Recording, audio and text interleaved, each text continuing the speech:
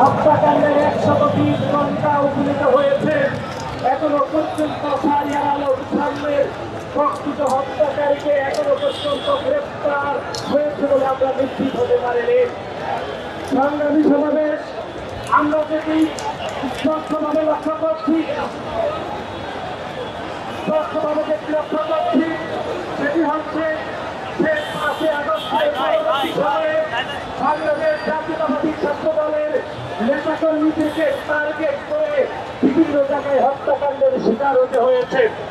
আপনারা এর আগে দেখেছেন বাংলাদেশ জাতীয়তাবাদী ছাত্র দলের বেসরকারি বিশ্ববিদ্যালয়ের আমাদের একনিষ্ঠ কর্মী পারভেজকে একই কায়দায় ছুরিকাঘাত করে সন্ত্রাসীরা হত্যা করেছে। এখনো পর্যন্ত পারভেজের হত্যাকাণ্ডের বিচার এখনো পর্যন্ত শুরু হয়নি।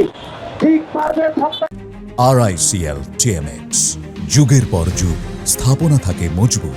ঢাকা বিশ্ববিদ্যালয়ের সারে প্রমাণ হলের মেধাবী শিক্ষার্থী বাংলাদেশ জাতীয়তাবাদী ছাত্র দল সারে প্রমাণ সম্মুখ ক্যাম্পাস সংলগ্ন এলাকায় নির্মমভাবে হত্যাকাণ্ডের শিকার হতে হয়েছে।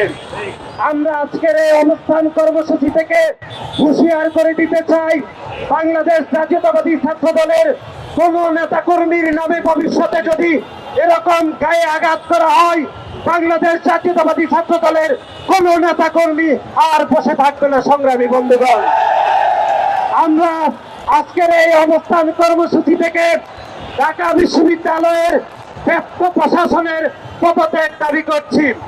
আপনারা দেখেছেন ঢাকা বিশ্ববিদ্যালয়ের সাম্য হত্যাকাণ্ডের মধ্যরাতে আপনারা দেখেছেন সংক্ষুব্ধ শোকে বিহম্বল সহকর্মীদের সাথে ঢাকা বিশ্ববিদ্যালয়ের মাননীয় ভাইস চ্যান্সেলর কিরকম হৃদয় বিদারক আচরণ করেছেন আপনারা দেখেছেন। এখনো পর্যন্ত আমরা দেখেছি ঢাকা বিশ্ববিদ্যালয়ের মাননীয় উপাচার্য এখনো পর্যন্ত সাম্য যে ঢাকা বিশ্ববিদ্যালয়ে একজন শিক্ষার্থী হয়ে হত্যাকাণ্ডের শিকার হতে হয়েছে, তিনি এখনো পর্যন্ত সেই হত্যাকাণ্ডকে ধারণ করতে পারেননি বলে আমরা মনে করছি। এবং ঢাকা বিশ্ববিদ্যালয়ের সার্বিক নিরাপত্তার দায়িত্বে মাননীয় প্রক্টর ঢাকা বিশ্ববিদ্যালয়ের শিক্ষার্থীদেরকে নিরাপত্তা দিতে চরমভাবে ব্যর্থ হয়েছে বলে আমরা মনে করছি। আপনারা দেখেছেন 5 আগস্টের পরবর্তী সময়ে ঢাকা বিশ্ববিদ্যালয়ের এফএসএলের তোফাজ্জলকে নির্মমভাবে হত্যাকাণ্ডের শিকার হতে হয়েছে। এবং তোফাজ্জল হত্যাকাণ্ডের পরেও আমরা দেখেছি ঢাকা বিশ্ববিদ্যালয় প্রশাসন কোনোভাবে তোফাজ্জল হত্যাকাণ্ডের দায় নিয়ে কোনো অবস্থান ব্যাখ্যা করেনি। যদি তোফাজ্জল হত্যাকাণ্ডের সুস্পষ্ট যদি কোনো তদন্ত বিচার প্রক্রিয়া সুস্থভাবে হতো, তাহলে আমরা মনে করছি সাম্যকে ঢাকা বিশ্ববিদ্যালয় এলাকার সংলগ্ন এলাকাতে হত্যাকাণ্ডের শিকার হতে হতো না।